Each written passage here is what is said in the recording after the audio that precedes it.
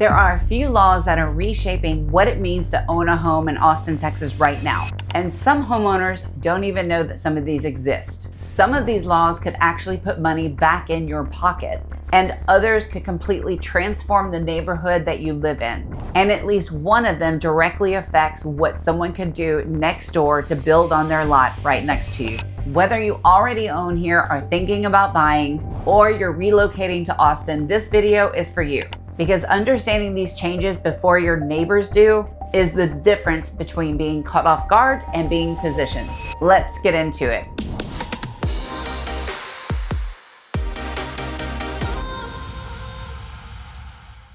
Hey, welcome back. My name is Shannon Green. I am a local realtor here in Austin, Texas, and I've lived in Austin for more than 30 years, and I help sellers, buyers, and people relocating to Austin find the right home that fits their lifestyle and their needs. And today we're going to talk about something I genuinely think people that are moving here or already living here need to understand. These aren't rumors, these aren't predictions, these are real laws passed, signed, or about to take effect in the next year. Here's what we're covering today. A massive property tax change that's already saving many Austin homeowners money now, but only if they do one simple thing. A state law that lets developers build apartment complexes in commercial zones with zero rezoning required. A new minimum lot size law that's opening the door to denser development in neighborhoods that were previously protected. A squatter and eviction law that every property owner needs to know about. And HOA transparency rules that directly affect tens of thousands of homeowners. Plus a solar panel change that literally could surprise a few neighborhoods. 5 laws, real impact. Let's go. Okay, let's start with the good news, because we don't always get to do that in real estate. Texas voters approved a major expansion of the Homestead exemption at the end of 2025, and it's now in effect for your 2026 property tax bills. Here's what changed. The standard school district homestead exemption went from $100,000 to $140,000. That means if your home is your primary residence and you have filed your homestead exemption, your school district taxes are calculated on $40,000 less of the home value than they were before. And if you're over 65 or have a qualifying disability, it gets even better. That exemption can stack up to $200,000 in school district tax relief. For a lot of seniors in Austin, that could eliminate your school district tax burden almost entirely. Now here's the part I want you to really pay attention to. If you already have your homestead exemption filed with the Travis County Appraisal District, or whatever your appraisal district is, you do not need to do anything. The increase is automatic. But if you bought a home recently and haven't filed your exemption, then you are getting none of this. And I see that more than you would think. Someone closes on a home, gets busy, getting back to work, moving in, all the things, and they forget to file that form. It only takes less than 20 minutes to fill it out. So make sure you get this done. The actual dollar savings will vary depending on your home value and your school district's tax rate. But for Austin homeowners in the AISD district, we're talking real money. Potentially more than $1,000 from this increase alone. If you're not sure whether you filed this or not, just go to the Travis County Appraisal District website, search for your property, and it will show you right there whether it's been filed. All right, let's move into the next one. And this is one where things kind of get interesting. And depending on where you live in Austin, this could be relevant to your neighborhood. Senate Bill 840 went into effect September 1st of 2025. And what it does is allow for multifamily residential development, think apartment buildings, to be built in commercially zoned areas without requiring any rezoning at all. That strip mall near your neighborhood, the old office building off of a major corridor, under SB 840, a developer can submit a permit to convert that into a 54-foot tall building, apartment building, with up to 54 units per acre. And the city of Austin cannot reject it as long as it meets the requirements of the law. Now, Austin is a large city, and this law only applies to cities that are over 150,000 in population, and counties that are over 300,000, and of course, Austin fits into this category. The goal of this law is to increase housing supply by making it faster and cheaper to build near existing commercial areas where infrastructure already exists. Honestly, as someone who works with buyers every day, I understand why the state has stepped in. Housing affordability in Texas has hit its lowest point since 1985. So something has to give. But here's what it means as a homeowner. If you back up to a commercial corridor, or your neighborhood sits adjacent to a shopping center, then that landscape could change. And it could possibly change quickly without a public hearing, without a rezoning case, and without your neighbors getting a vote on it. This is the kind of thing that's worth knowing when you're buying or thinking about what a property might look like 5-10 years down the road. Okay, we are halfway through, but I want to make sure you stay with me through 3, 4, and 5.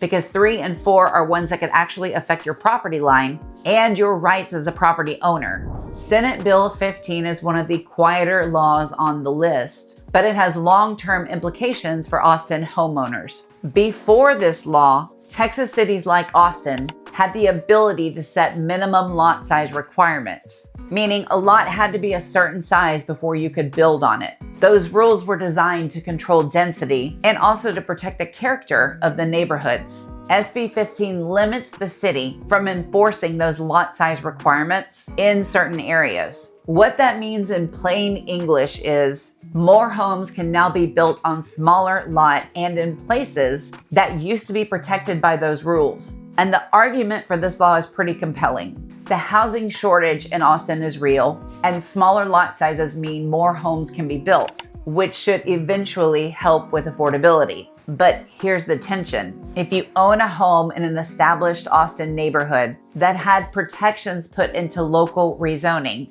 SB 15 may have changed what's possible on adjacent lots. You may see smaller homes infill these developments or more density than you expected when you bought. This one pairs directly with SB 840. Together, these two laws represent a major shift at the state level in how Texas is approaching housing density. The state is basically telling us we're taking the wheel on this situation. Okay, next up, if you own any rental property in Austin, even just an ADU in your backyard, or a property you're renting while you're waiting to sell, you need to know about Senate Bill 38.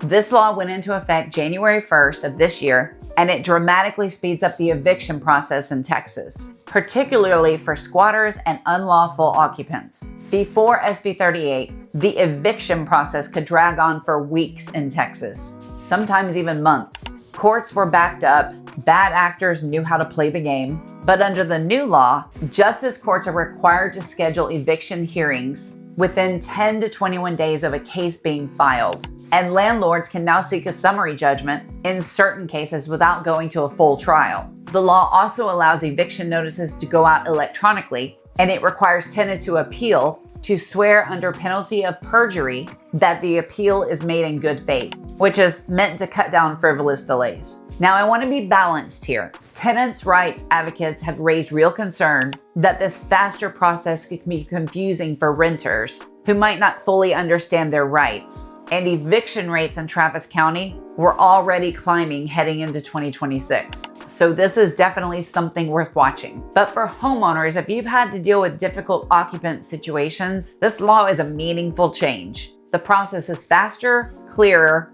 and now includes electronic notices that didn't exist before. If you have an ADU, a rental property, or you're an investor buying in the Austin market, this is your law. Up next, if you live in one of Austin's HOA communities, and there's a lot of them, Circle C, Steiner Ranch, Avery Ranch, Bee Cave, Lakeway, Brushy Creek, this one is directly relevant to you.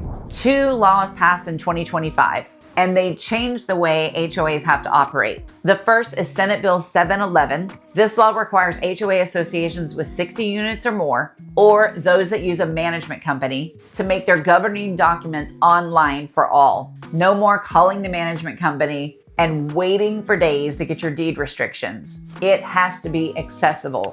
This law also caps the amount that a condo association can charge at $375. That matters when you're selling, because I've seen some of those way higher than $375, so a cap is nice. The second is House Bill 431, and this one surprised some HOA boards around Texas. It explicitly includes solar roof tiles under the definition of solar energy devices, which means HOAs in Texas can no longer prevent homeowners from installing solar roof tiles. Not just the traditional solar panels, but the newer, sleeker solar tiles. So if you've been curious about going solar, but you thought your HOA might block it, that argument is now off the table. And here's a bonus one that's worth mentioning. House Bill 621 strengthens your right as a homeowner to invite elected officials or political candidates to speak in HOA common areas. Your HOA can no longer restrict that. And this is a small thing, but it matters. The bottom line on all of this, HOAs in Texas have more oversight requirements now. And as a buyer or a seller in an HOA community, you have more tools to understand exactly what you're getting into before you sign. Here's the thread that connects all 5 of these into one deal, and I think it's important to understand this. Texas is in the middle of a housing affordability crisis, and nobody in state leadership is ignoring it anymore. The Texas Comptroller said in 2024 that housing affordability had hit its lowest point since 1985. And Austin specifically has felt the pressure of rapid growth and rising prices for years. So what you're seeing with SB 840, SB 15, and the Homestead exemption expansion is the state essentially saying, we're going to push more housing supply through, and we're going to put more money back in existing homeowners' pockets at the same time. Whether you agree with how they're doing it is a separate conversation, but understanding why it's happening helps you anticipate what's coming next. And that's what separates smart homeowners from the ones that get caught off guard. All right, that's 5 laws that's actively reshaping how Austin homeownership is in 2026. If you're thinking about buying, selling, or relocating to Austin, this is exactly the kind of stuff I talk through with my clients before they make a move. I am Shannon Green. I've been here for more than 30 years. I know the city, I know the data, and I know how to help you navigate it. And if you're ready to have a real conversation about buying or selling, you can email, call, or text me. You can book a call. There's a link in my description below. And if you found this video helpful, please like and subscribe. It helps go out to other people that are looking for the same type of information. I put out content every week to help you be informed of what's going on in the market currently. And I will see you on the next video.